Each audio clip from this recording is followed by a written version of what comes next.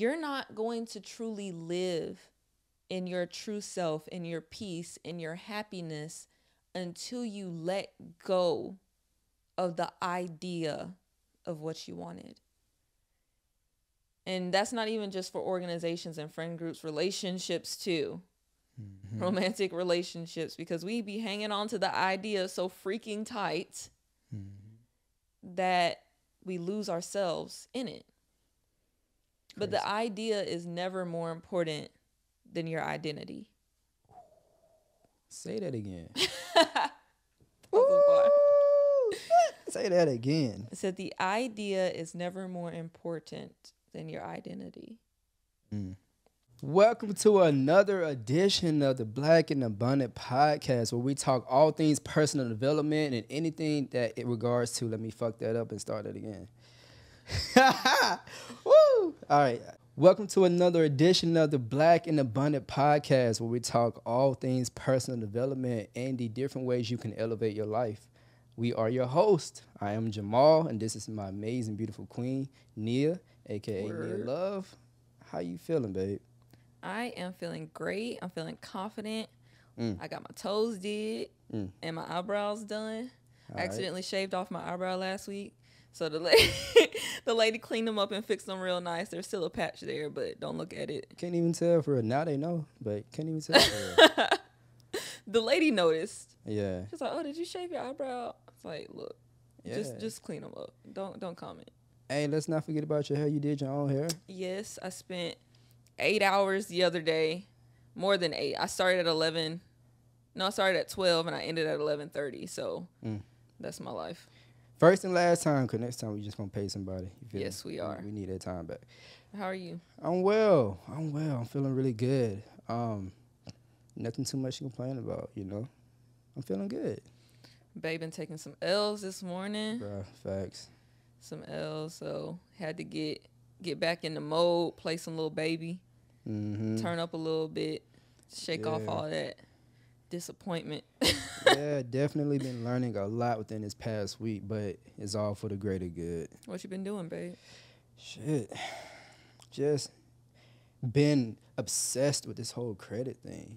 Now, let me just clarify. I'm not trying to be the credit repair expert. No, I'm Jamal, and I just so happen to have a skill set with repairing and building credit, with the goal of achieving funding so we can create wealth for our family, but also helping other people to do the same as well.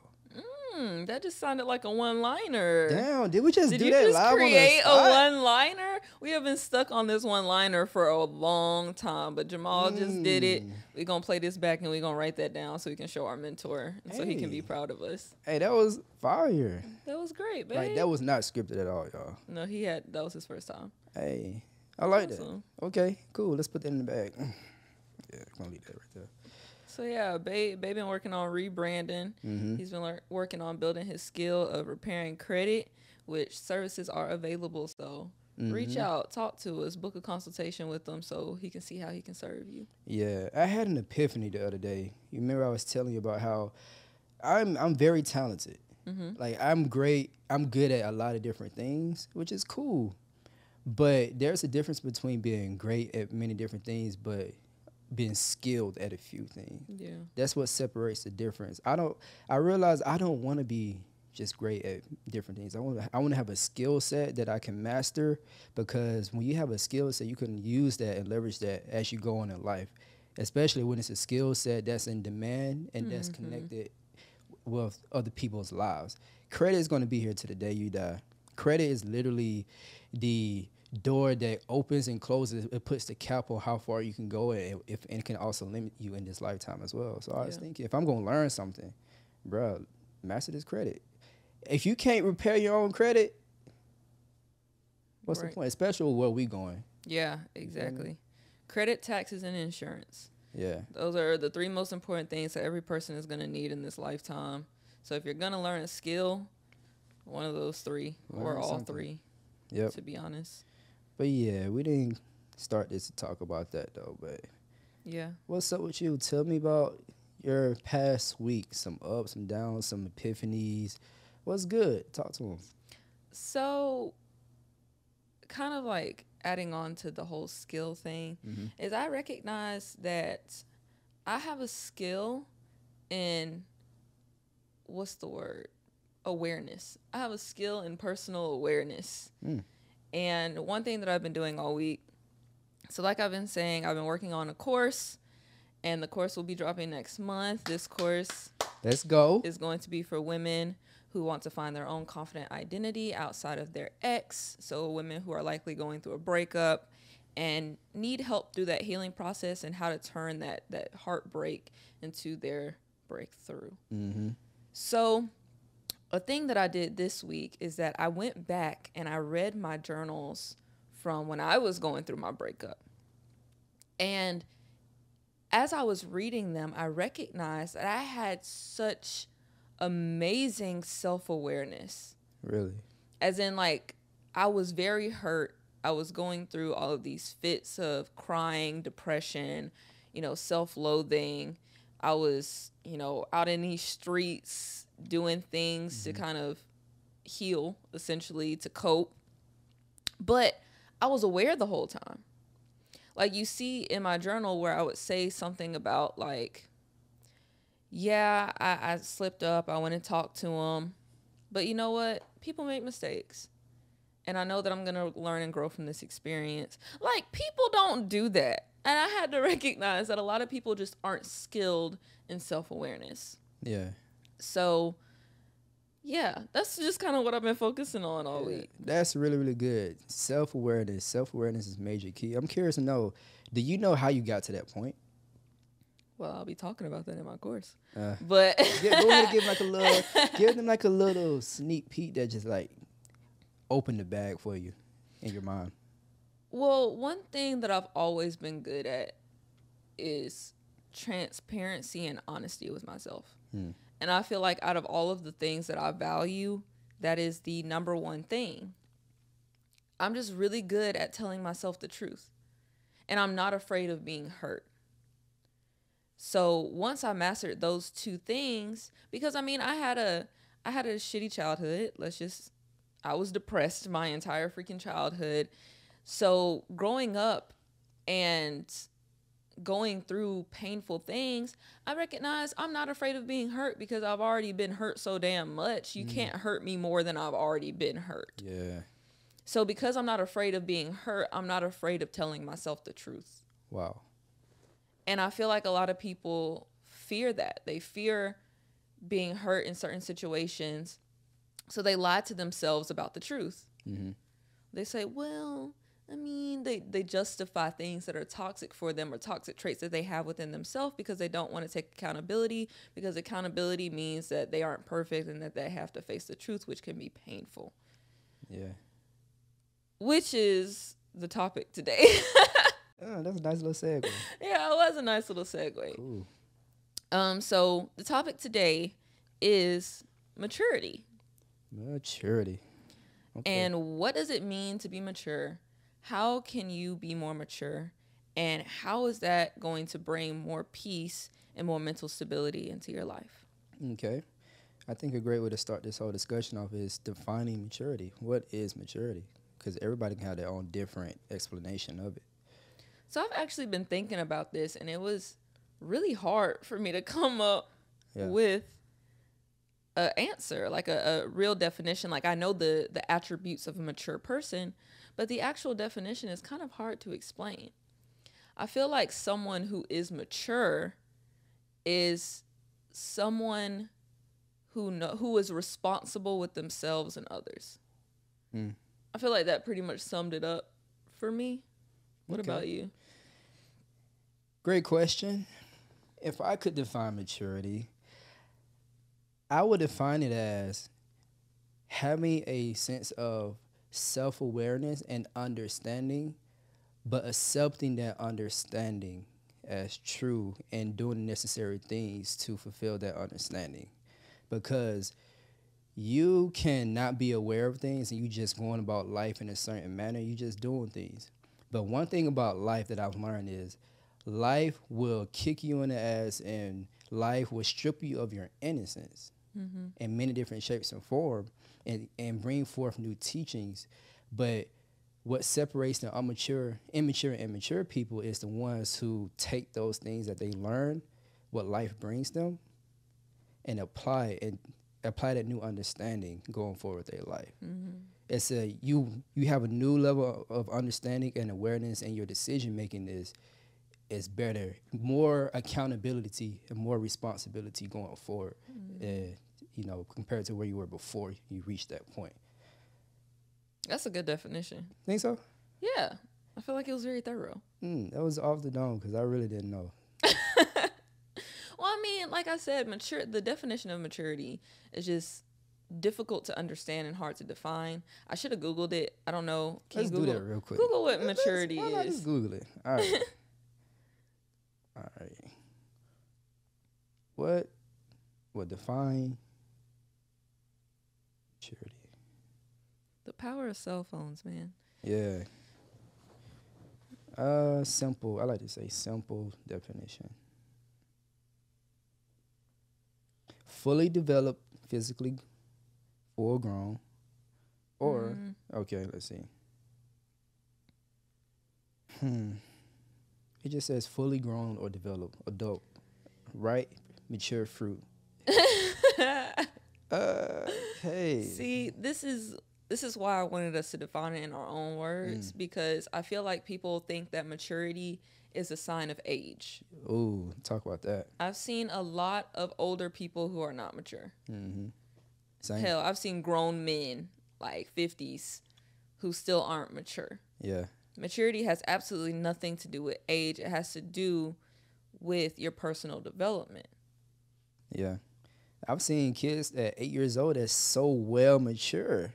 And you be looking at them like, dang, how did you get like that? Yeah. They're just so aware and mature compared to, like you say, people that's in their 40s and 50s still thinking like an immature 8-year-old. Yep. And I wanted to talk about how this topic came about and the role that it's kind of playing in both of our lives. Okay. Because I feel like they're very different. But let me get my rocks off for a second and just talk about where this topic came from. Okay, talk about it. Because as most people know, I am a part of the best sorority on the planet. Ooh. Talk your shit, babe. You know? And I happen to spend a pretty good amount of, I wouldn't say a pretty good amount of time. Every now and again, I spend time with my Neos. And mostly because, I own a house, and sometimes when they come to different events in the city, they'll come stay with us, or I'll accompany them sometimes as well. So one thing that I've been starting to notice after hanging out with my Neos is the maturity level. And I've had the conversation with it myself, and I've talked to you about this as to whether I feel like I should be in their lives as a guide, because if they had someone in their life that was guiding them on the path to maturity, then they wouldn't be acting like this. Or if I should distance myself in order to protect my own peace. Now, being around them made me reflect on my own Greek experience, because something about me, when I go through something toxic or traumatic, I completely forget. And this is an unconscious thing, but I think that my brain does it in order to protect myself. So a lot of my undergrad Greek experience, I completely forgot about. But being around my Neos, hearing about the drama, the issues that they're going through, the bullying, the he said, she said, all of that took me back. And I had the realization that I feel like pledging undergrad stunted my growth. I feel like my undergrad Greek experience stunted my growth. And the reason being is because we join these organizations hoping for camaraderie, hoping to become better people. But then we get there and we recognize that it's kids raising kids. That makes sense.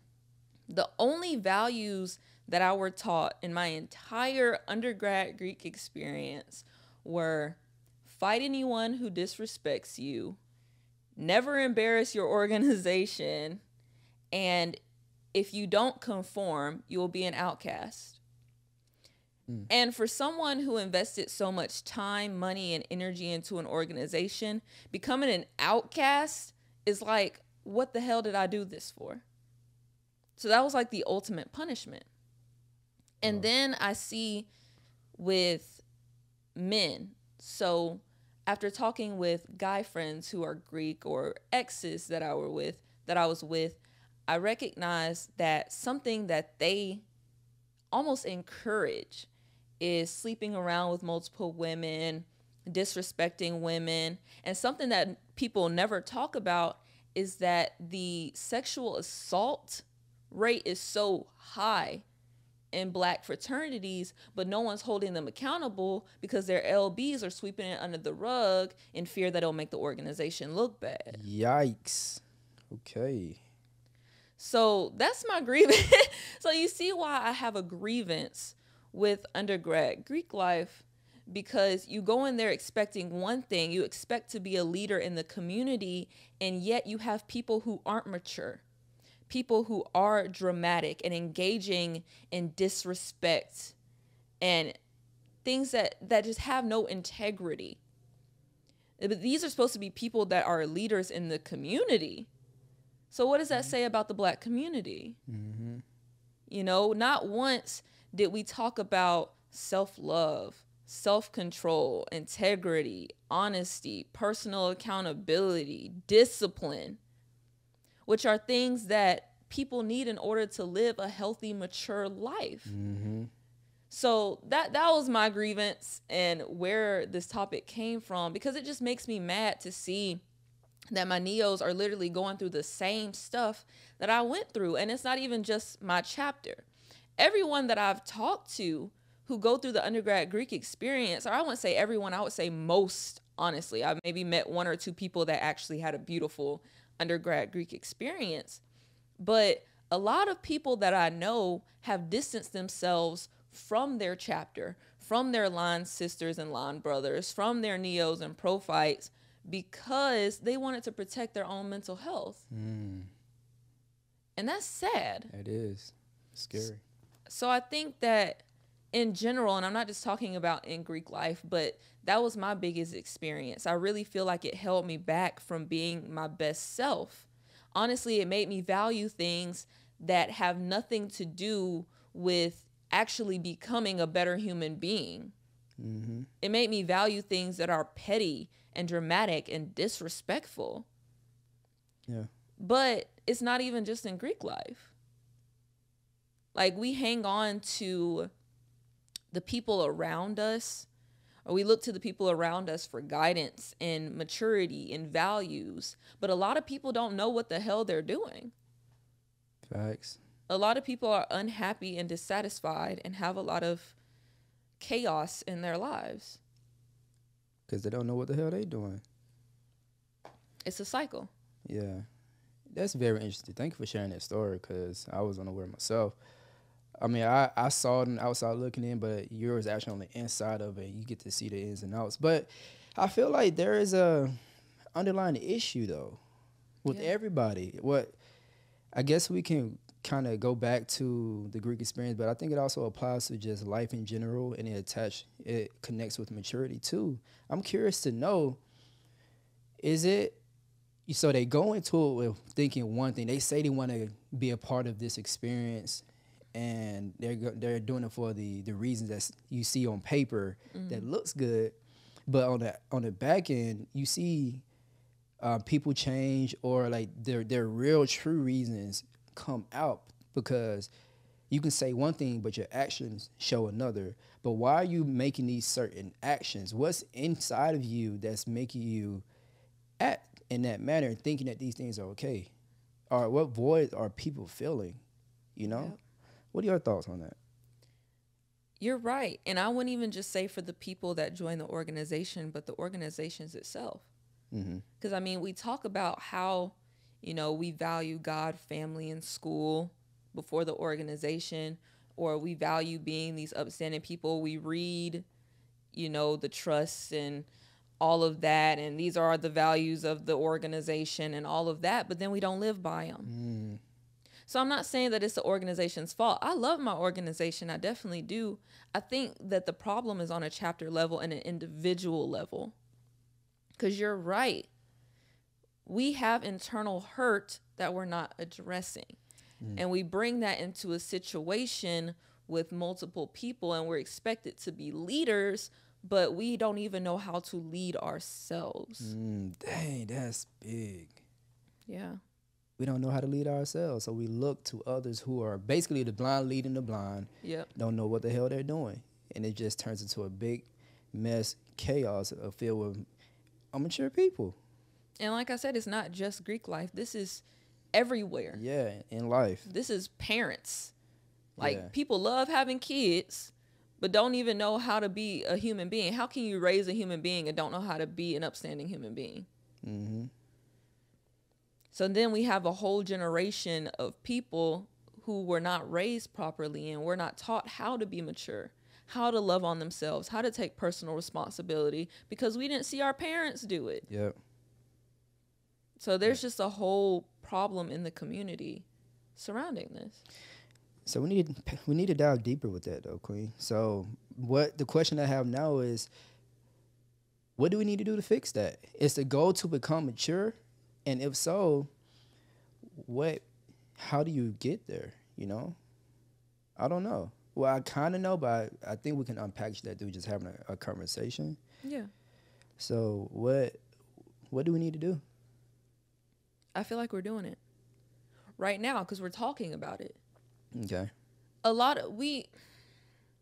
Because we're afraid of hurting other people's feelings, we don't like to hold other people accountable. You're right. Yeah. And the whole spiel that I had about Greek life, the reason why I wanted to have it is because I've never heard it before. Everyone's afraid of having that conversation because they're afraid of being outcast by their organization. But I mean, right now, I personally don't give a damn. If anything, I feel like I care more about the organization because I'm actually calling it out on its BS. Yeah. But that's neither here or there. Everyone, my Neos, I love you so much. But I'm going to call you out because I love you. I'm calling everyone out because I love you, and I understand that maturing, adopting these values are going to help you live a better life. Because I have, ever since I distanced myself and I went on my own journey of self-discovery and maturity, I've had so much more peace and love and abundance in my life. So I feel like what we need to do is just have the conversation. Yeah. So what does it mean to be mature? And not just the definition, but what are the attributes of someone who is mature? Addressing the issues right then and there, having a conversation, not running, not fearing what's going to be on the outside of that conversation or their experience, not being afraid to lose something. Say that again. Not being afraid to lose something. Maturity is being bold enough to address things right there and there and not ignore. And when you said earlier about basically sacrificing yourself to save other people in the form of not holding people accountable, like, we know it because we see it, we watching. But true, real love, if you got love for me, you're gonna come to me and look at me in my eyes and be like, hey, that ain't right, man.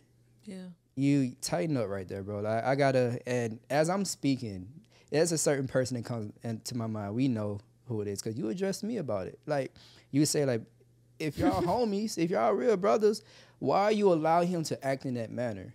Yeah. And it's because, if I'm being real myself, there's something inside of me, because we all want to be liked and loved. That's the thing.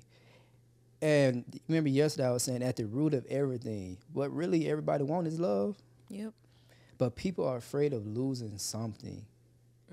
People don't want to be outcast. People don't want to be seen as the bad guy. People don't want to be, everybody want to be a part of the masses. Nobody don't want to be the one that's on the outside by themselves. Yep. We live in this herd mentality, this herd environment. So here we have all these people that's thinking in this one manner that has a lot of hurt, pain, and things of the nature, looking for certain things to fill those pains and voids. not realizing that that's the thing that's going to hurt you even more. But true healing and love is accepting your truth, accepting the truth, accepting the reality of whatever it is, addressing those things right then and there, whatever that may be, and letting go of what that outcome may be. But if you know within your heart that it's for the betterment of you and that person, if it's true and it's factual, that's all that should matter. But we're afraid of taking it to that next step because there's something inside of us that's holding us back. Babe, that was so good because you really just hit the nail right on the head. A huge thing that's holding our people back from living a more mature, more accountable life is this idea of herd mentality. Because just like he said earlier with that friend that we have that I be calling him out on because he doesn't speak up and let his friend know, hey, that's wrong. You don't need to be doing that. But one thing I had to come to Jamal and say is either you address it or that's not going to be your friend anymore. And the reason, I'm not trying to say that to control him by any means, but the reason being is I know that if he has friends who are doing things that are against our values, it's going to put him in a position where he can be swayed to do something that is against what we believe. Yep. For example, this friend has a problem with being faithful. And my thing is I don't need that friend coming on his bachelor party or whatever, them going out with the bros and him influencing him to do something unfaithful. Mm-hmm. Like, and he would say the same thing to me. Yeah. Like, I have to limit the amount of time that I spend with certain friends because I don't want to be poorly influenced. Mm-hmm. And that's the problem. We're not checking each other. Instead, we're just going along with what everybody else wants us to do instead of being true to ourselves. And I see that. And I'm going to refer to my Neos a lot because they're like my babies. Yeah, you know? Refer to them because one of your Neos are going to hear this and they need to hear this. Yeah, and I mean, I also saw this with my students as well in high school, but they will literally follow other people doing things that don't even suit them. Like I used to see with my students that there would be kids that I know are the most sweetest kids ever, but will start bullying other kids because they saw their friends doing it. Again, I see it with my Neos, the sweetest girls turning into bullies because that's what the masses are doing. I saw it with myself sometimes. I even allowed myself back in college to do things that were out of character because I was influenced by my line sisters. And that was like, for me, I was that girl who I was bullied so bad by my pro fights. And for whatever reason, I love them. I have much love for them, but this is just the truth. I was bullied so much by my pro fights before I was Greek, during the pledging process, after the pledging process. I went through so much hell with them that I just promised myself that I would never, ever treat anyone like that. When it came to the girls who were interested, when it came to my Neos, my line sisters, whatever, I was never going to treat someone like that. Just to turn around and be surrounded by other women who were doing that. And I was already such an outcast in my sorority. I was already such an outcast that I was just so afraid of being even more outcasted. I was trying to get back on the inside by just being an asshole. Damn. So instead of now looking back, instead of conforming to that mentality, why didn't I just speak out against it? That's a great question. Why? And even reflecting back to my situation with my particular friend, why am I not speaking out and addressing these certain things? What is that thing that was in us that held us back? Afraid of losing people. Afraid of losing something, whether it be in the form of people, a relationship, something. We're just afraid of losing something. But why are we afraid of losing something when we know that if you know that your intentions in your heart are pure and right, and you genuinely want to see the best in other people, and you will do the right thing by addressing that person, and or whatever the situation is. If you know it's right and factual and true, the person may respond with fire in some way, shape, or form, but down the line they're going to know that like, she was right. It's for the better. It's for the better. But we're so afraid of what we do is that we look at images. We look on social media. We look around, and especially on a college campus or like in a school setting especially, is that we see these cliques, we see these organizations, and we think from the outside looking in, I want to be a part of that. I want that. Yep. Not knowing that these people don't even value the same things that you value. So then we try to change ourselves in order to fit in. And we lose sight of who we truly are and what we truly want out of life. Mm-hmm. But at the end of the day, all that does is create more drama, more frustration, and more hurt. Why are we so afraid of losing something that does not even hold value in our lives? We literally look at it from the outside thinking that that's really what we want, just to find out that it's not. But once we find out that it's not, why don't we let go? Back to what I was saying, because we're afraid of losing something. But what are we losing? That's the point. We're not losing anything. Like, I had so much hope going into my organization. I wanted it so bad. And when I got there and recognized that it wasn't what I truly wanted, I kept holding on because I wanted it so bad. I wanted the idea of it so bad. That right there. It's the idea of it. Yep, the idea. That's what you're losing. You don't want to people don't want to let go of that idea. Because you held on to the idea for so long. But it's really holding you back.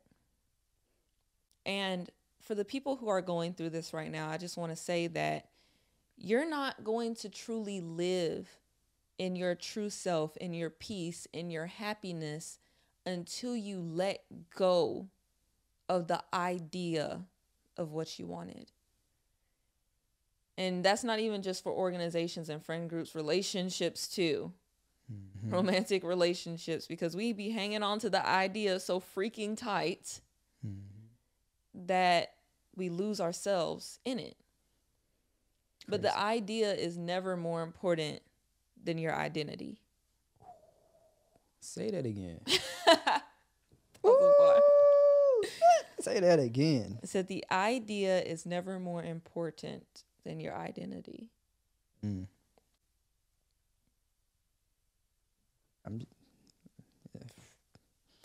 So, in conclusion, and here, I'm not gonna do that. Honestly, you can end it on that one. That was fire, babe. Yeah. But yeah, so would you say that we have an identity issue, an identity flaw? Yeah, most definitely, because we don't take the time out to actually get to know who we are. And we're so afraid to know who we are because we're afraid of being outcasts. We're afraid of being different. We're afraid of being alone. But I can tell you that once you figure out who you are, the opposite happens. You might be outcast by certain groups that you may have looked up to in the past, but ultimately you end up attracting the people who are more like you. More like you. The people who are more aligned with where you're going. I have this obsession with having a girl group. I want a girl group so dang bad. So bad. And that's why I went about joining a sorority in the first place. Mm-hmm. And why I ended up hanging out with different people who did not align with where I was going. It's because I wanted this idea so bad. But once I let go of that and I recognized that I would rather have one or two friends that believe in what I believe in, that actually check me, that are actually good people, I'm good. Mm-hmm. Quality over quantity. Most definitely. Mm-hmm. And I also want to talk about, because maturity isn't just being able to be honest with others and checking other people and checking yourself. That's what I want to talk about, is checking yourself. Personal accountability and awareness are super huge. And we talked a little bit about this. But a lot of people just aren't honest with themselves. Yep. And I think that that is a huge sign of maturity, is the ability to admit where you have a weakness and where you are wrong, which is so hard to do because our ego gets in the way. Yeah, ego is always the enemy. People don't want to accept the truth, their truth, or whatever the truth is for that situation. It's hard for people. It is hard. But why is that hard? I'm still trying to figure that out myself. Okay, talk about it. It's like we know, innately we know when we're right and when we're wrong, but there's just something in us that allows us to choose to do the wrong thing because of whatever reason. For example, I witnessed a opportunity for me to grow in my level of maturity within myself the other day, but I did not do it. And I know that if I would have done the right thing, I would have leveled up in my maturity. But I decided not to do so because my ego was, no. I got to make this person suffer. Oh, no. You got to win on this one. Mm-mm. This is an opportunity for storytelling, babe. Tell the story. Yeah. So, wait, what happened again? Oh my gosh, and he just gonna throw it off to me. It's like for me to tell the story. I remember the learning lesson, but I kind of forgot like what. What we were mad about? Yeah, what were we mad about? You were mad because I said something about my event that I wanted to Oh, host. yeah. Okay. All right. So, can I tell them about the event? Yeah. And what you're doing? Yes. Sure. Yeah, sure. So they are aware of what you're preparing to do. I haven't publicly announced it. Well, it don't make sense. Well, how do I talk about it? All right. I got you. All right, so Nia is getting ready to do something big, but I'm not going to spoil it. But whatever she's about to do is going to enhance her platform, right?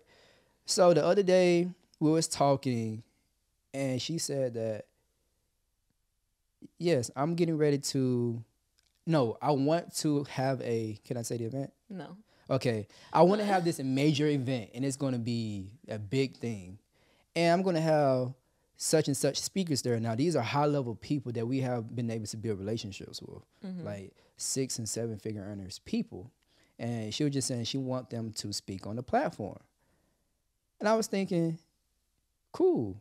All right, babe, whatever I can do to help and support, cool, got you. But immediately when she said it, she said that I want to have an event. Now, this event, the type of event she's saying is a huge ass event. Huge.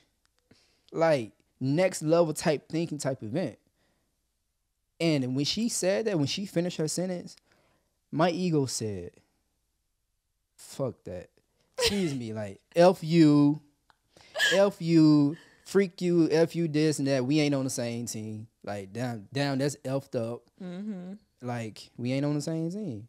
And how I respond, I said one thing, but then I just retreated. Like, I'm just closed off. Like, I need to start moving different. Like, my ego literally started to play with me. And you did the right mature thing. You knew something wasn't right. Before I left, I had to leave and go to handle some stuff. Right before I left, you came and looked me in my eyes. You said, babe, what's wrong? Let's talk about it. And I could have talked about it right then and there in that moment. I could have addressed it and did the mature thing to talk about what's going on. But I decided not to because my ego desperately needed to be fed. And that is a thing within me that I'm still growing and learning to overcome within myself. We all have our own internal issues that we're dealing with. That's just one thing. I'm not perfect at all. So I left, and I went the whole day. I didn't say anything to it for real. I just let it. And when you don't address it right then and there, you start playing scenarios in your mind. You start like just telling yourself these type of stories and all these different things. It just builds and builds. And when we got home, I was pissed. And when I got home, I still didn't talk about it. And when I tell you, this is the most pissed I've ever seen you before. Like, I'm talking about going ham, crazy. And I was like, I've never seen this side of you before. Like, this is different. This is tripping. But I was laughing at you. Like, that was so immature. Because I was like, just relax. Chill, relax. And you told me the only reason why I am this way and I even got to this point, it takes a lot for me to get to this point. But the reason why I got to this point, because you chose not to communicate with me. Yeah. If you would have just communicated with me, none of this would have, aspired, whatever.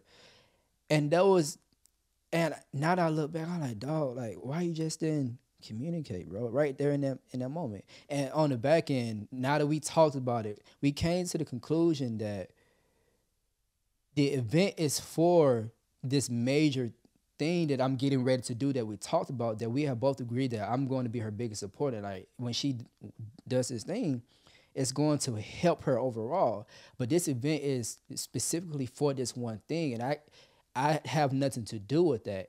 Mm-hmm. I have nothing to do with that. But when she explained that, it made sense. I was like, oh, yeah. I don't need to be a part of that because I can't. Yeah. I just can't. And when she explained that, I was like, bro, you so stupid.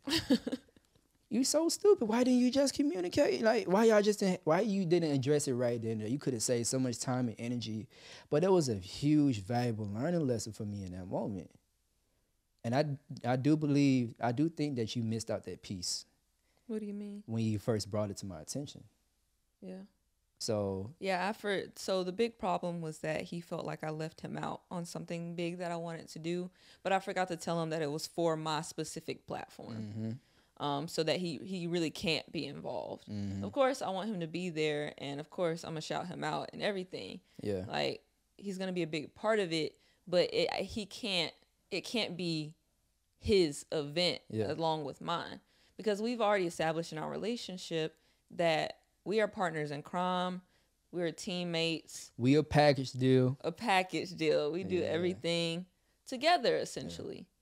Yeah. But we had to come to the conclusion that there are going to be certain things down the road that we can't necessarily do as a package deal, because it pertains to our each individual platforms. Right. And that's okay. Yeah. And on top of that, the moral of the story, what to add on to is that if we would just, our thing, that's what's going to stop us from either elevating or declining in our relationship, is just how clearly we communicate with each other. It always relates back to communication. Yep. That's a huge part of maturity, is understand the importance of communication and actually executing it. And I'm not just talking about in your romantic relationship, but also in your friendships, in your work relationships, in your partnerships. It's super important that you communicate even the little things, because if you let the little things under the bridge, they're going to turn into big things over time. Facts. But a lot of people don't want to communicate because they're afraid of what's going to happen on the other side. But instead of being afraid of what happens when you do communicate, you should really be afraid of what happens when you don't communicate. Because now you're building relationships based off of misunderstandings.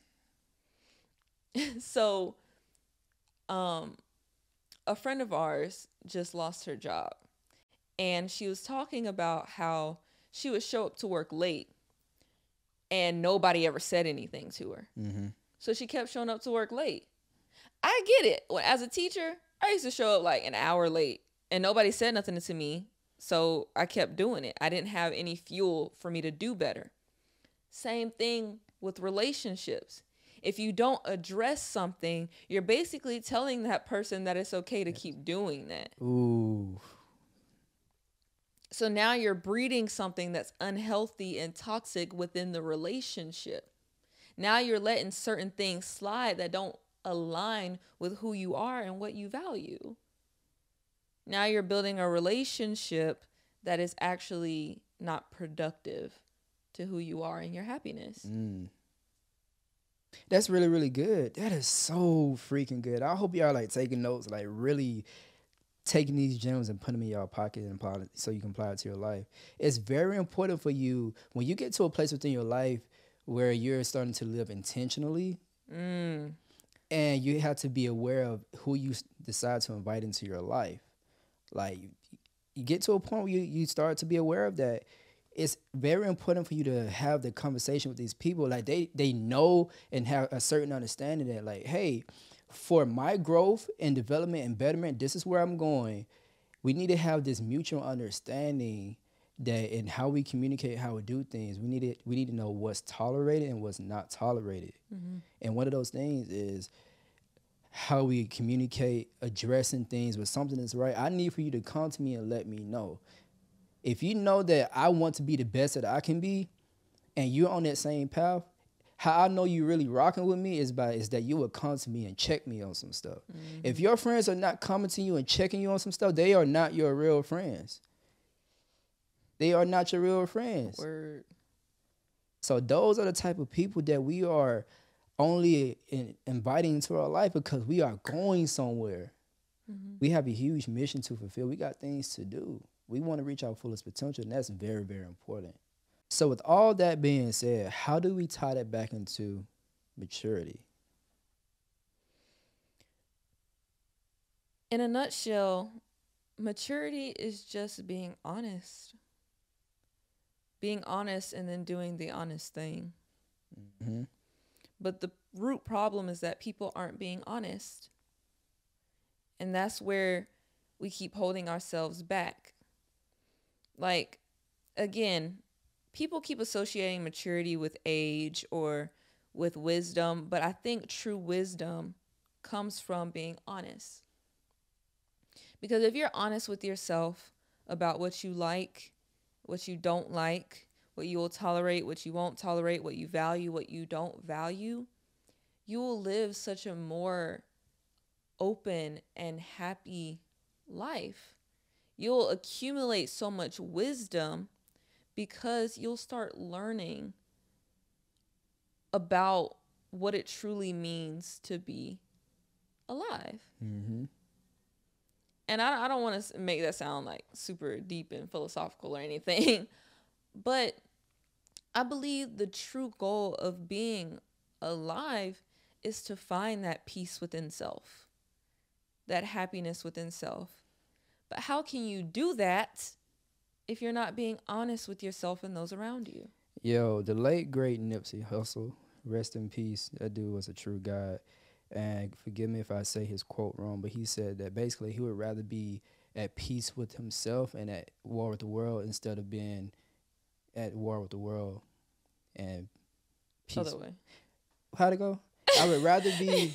So yeah, I may have messed it up, but he would rather be at peace within himself and at war with the world instead of being on the world side and not having no peace within himself. Yeah. And how do you do that? How do you do that? You do that by being honest with yourself within yourself. And that's a skill, like that's a superpower. And I feel like that is the doorway to you connecting to the next level with maturity. Yeah. You have to be aware. And you have to surround yourself with people who will hold you accountable on your blind spots. And that's hard to do. Awareness is very hard to do. But I'll let you guys on like a little thing that I'm doing within my course. I don't want to spoil too much of it because I really want you guys to get it because I honestly feel like it's going to be transformational. It's a game changer. I'm not even halfway done with making it, and I'm honestly blown away at how I was able to package my own personal growth into this course. But an activity, just to give you guys a sneak peek, an activity that I have them doing is recognizing what their most negative and unproductive thoughts are. So the thoughts that hold them back from what they truly desire and who they truly desire to be. What are those thoughts? Pick them out individually, and then with each thought, do what I call a why funnel. And ask yourself why over and over again until you get to the root of what that problem is. So I gave the example of I'm afraid of dating again. Well, why? Because I'm afraid of staying too long. Why? Because I don't trust my own judgment. Why?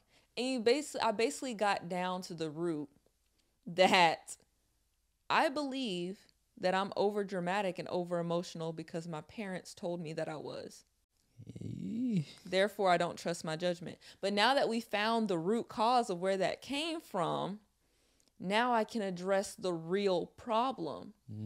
A lot of people don't know what the real problems are. We get so caught up. Oh, that was so good. We get so caught up in the day-to-day dramatics that we don't recognize that these are problems that are due to deep-rooted problems within self. And we're going to keep getting sucked in to these dramatics on the day-to-day because we're not addressing the real problem. But because we're so caught up in that, we don't even take the time to even recognize why we're so upset. The real reason why we're so upset. So my advice to those who are looking to become more self-aware, which I highly encourage you to do so because it will create so much more peace and abundance in your life, let me tell you. When you actually know who you are, it's so much easier to manifest. It's so much easier to attract to you everything that you desire and who you desire to be, the people you desire to be around, if you actually know what your real problems are and address them. So my advice to you is figure out what your problems are in your daily life right now. The most invasive thoughts that you have that are unproductive to where you're trying to go, and then why funnel them all the way down to the root cause so then you can start addressing the root. And I actually go into in the course on how to address the root, but y'all just gonna have to buy it to do that.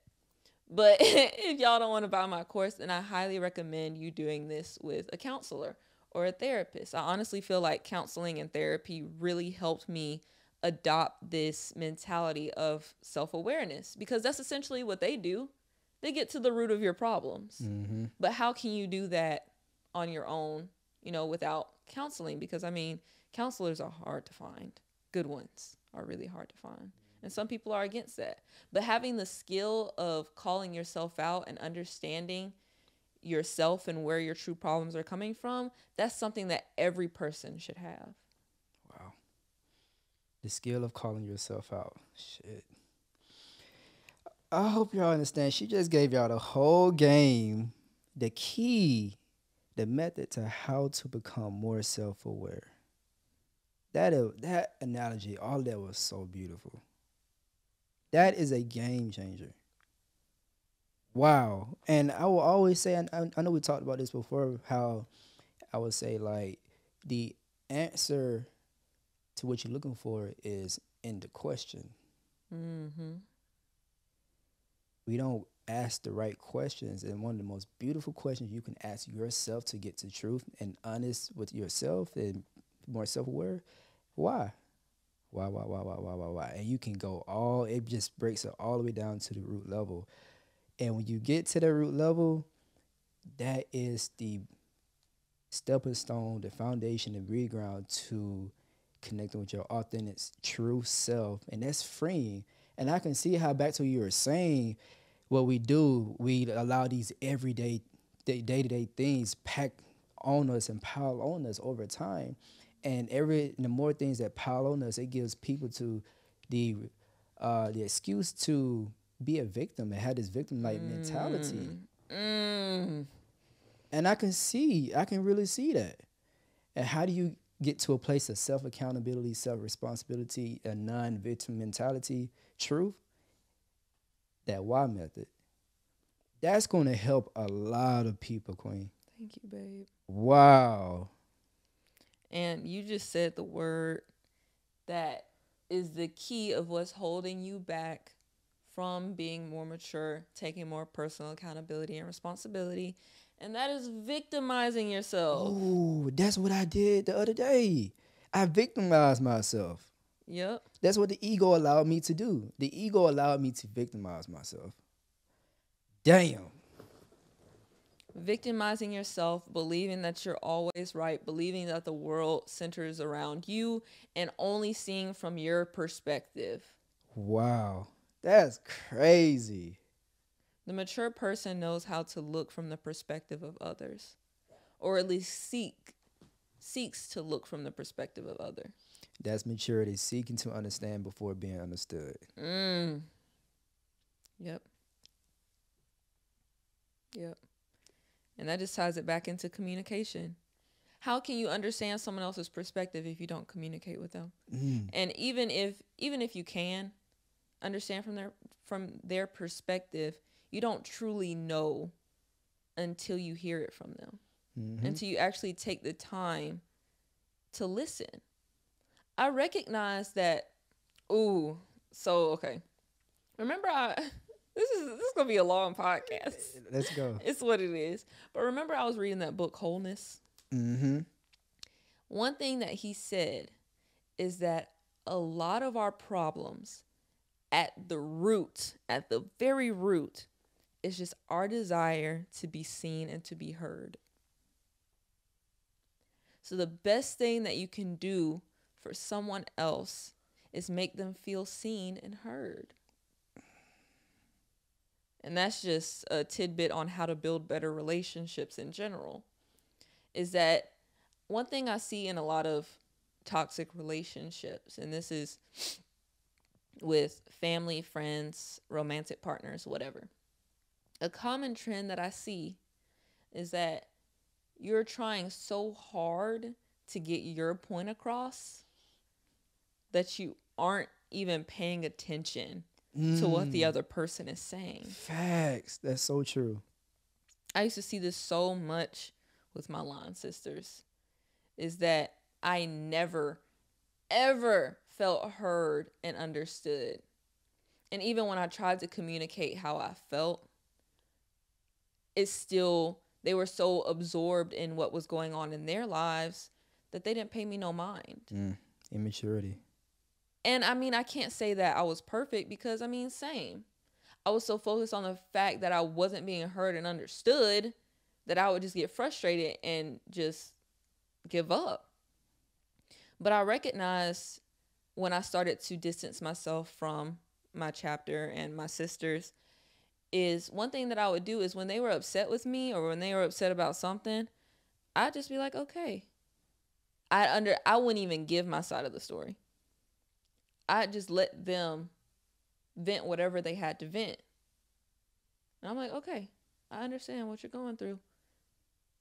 What do we do moving forward?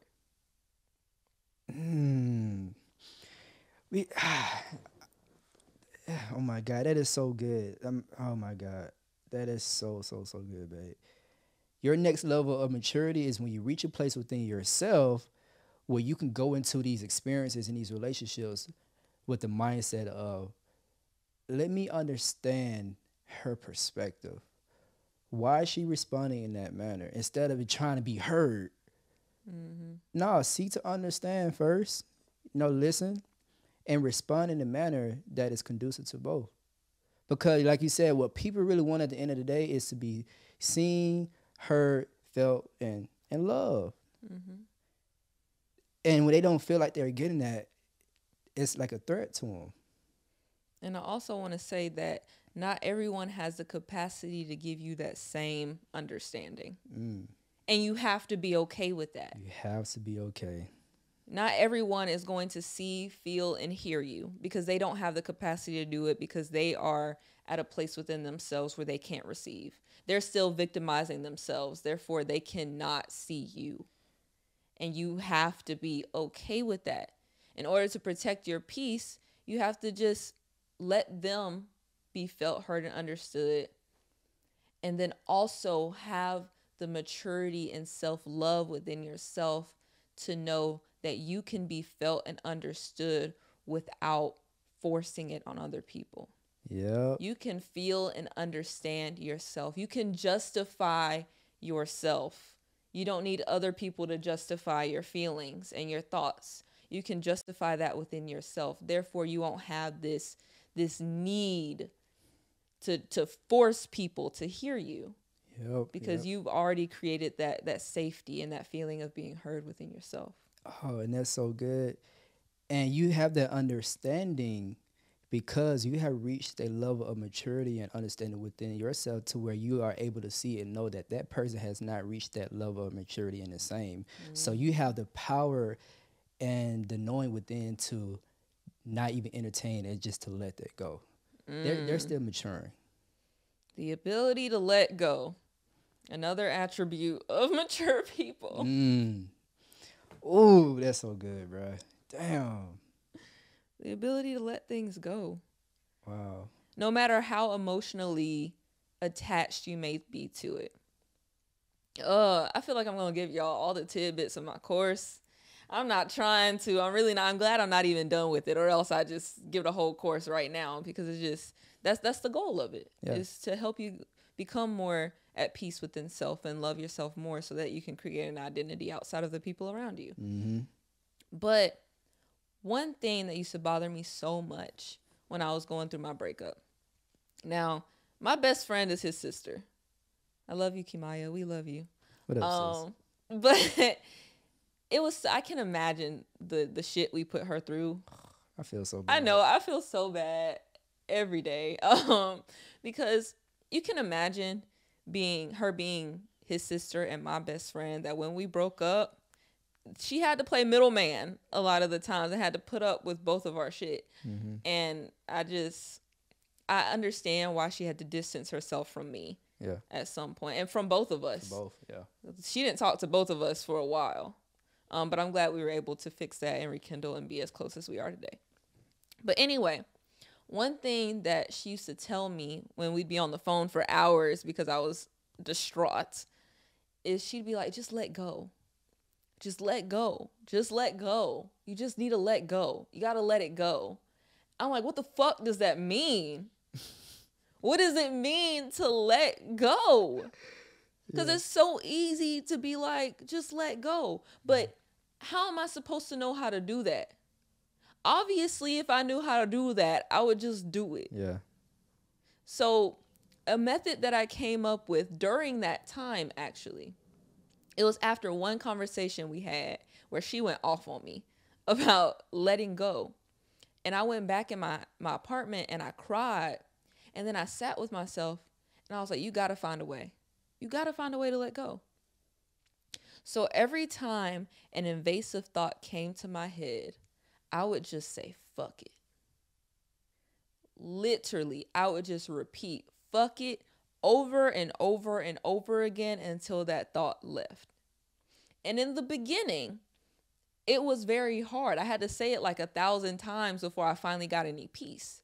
However, 2, 3, 4 weeks later, now anytime that thought popped in my head, subconsciously I said, fuck it. Reason being is because these invasive thoughts that we have, these things that we're so afraid of letting go of, the anxiety that we have around those things, they don't really matter in the grand scheme of things. We hold on to a lot of things that don't even matter. And recognizing that the stuff that we are so anxious about doesn't even matter, and just tidbit, a lot of everything that we're anxious about doesn't even matter. Facts. I promise you, that's how I was able to conquer my anxiety, is I recognize everything that I'm anxious about does not matter. If something happens, it happens. I'm going to deal with it then. If something doesn't happen, great. I can go about my life. So why am I so anxious about it? Mm-hmm. So recognizing that, I recognize that this stuff that I'm holding on to, I can easily let go. I don't have to think myself into a spiraling anxiety attack. I can just say, fuck it, and let it go. And that's okay. We have to learn how to let the things go that don't, or that we have to learn how to let the things go that don't mean anything, or else we will act in ways that do not align with our character. That is why you see people throwing fits, treating people dirty, acting out, being disrespectful, because they're holding on to things that don't even matter. Yep, and they just acting out of pain and hurt. Yep. Damn, this is a great ass podcast episode. It is. Yeah, there's a lot of gems in this. Yeah. And the last thing I want to say is I realized, like, with our relationship, we have a pretty awesome relationship. Not perfect, because we go toe to toe still. Like, we just like any relationship that have disagreements and productive arguments. We have productive arguments. But what I realized the difference maker between us is the ability, when we argue, all we're doing is trying to get our perspective across it and get you to see from our perspective, from my perspective, and the same thing from you. But what's going to continually take us to the next level is when we, number one, understand that we're on the same team. And number two is like, hey, what I'm bringing to the table is my perspective. What you're bringing to the table is your perspective. How can we come to an agreement for the sake of our relationship? And that's maturity. That's maturity right there. That's the difference maker between a whack relationship and a productive, growing relationship. That's so good, babe. Yeah. That's a great way to sum it up. Brief recap, if I can even remember. I don't even know where to start. Many. There's so many things, but from the things off the top of my head that I can remember is, one, taking personal accountability, being honest with yourself and being honest with others, trying not to have a herd mentality, and being able to call other people out on their shit in order to benefit the relationship and to benefit them as individuals. What else did we talk about? Don't be afraid to lose something and let go of the things for the sake of the betterment of you and the other person. Yep. Don't be afraid to lose things, because you're not really losing anything. Every loss is something gained. Yeah, there's always a positive on the other side of everything. Yep. And that's pretty much it. Yeah. Cool. That was a good one. Yeah. Here is the winner of the hand clap. No, it's not. No, it's not.